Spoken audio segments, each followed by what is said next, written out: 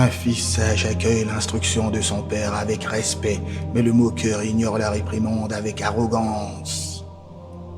Par le fruit de ses paroles, l'homme goûte au bien, mais l'âme des traîtres désire la violence. Celui qui surveille ses propos préserve sa vie, mais celui qui parle sans retenue court à sa perte.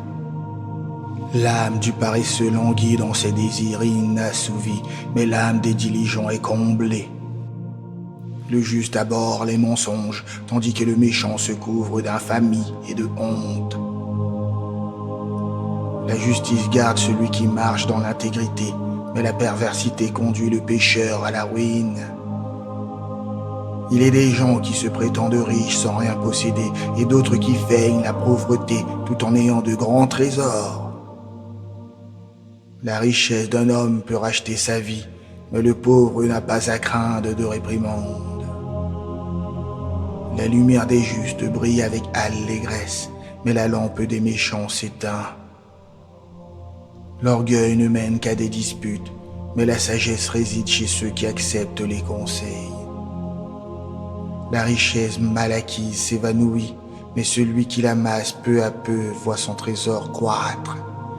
Un espoir différé rend le cœur malade, mais un désir réalisé est un arbre de vie. Celui qui méprise la parole se perd, mais celui qui respecte le commandement sera récompensé.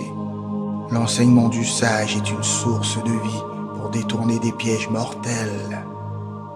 Une compréhension éclairée est source de grâce, mais le chemin des traîtres est difficile. Tout homme prudent agit avec connaissance, mais l'insensé expose sa folie. Un messager méchant tombe dans le malheur, mais un émissaire fidèle apporte la guérison.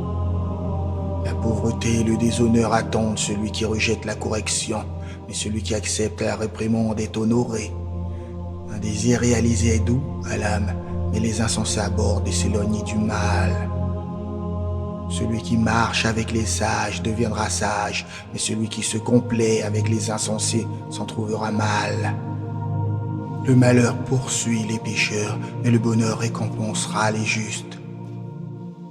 L'homme de bien laisse un héritage aux enfants de ses enfants, mais les richesses du pécheur sont réservées aux justes.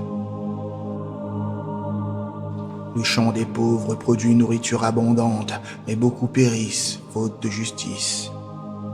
Celui qui épargne la verge haït son fils, mais celui qui l'aime le discipline avec sollicitude.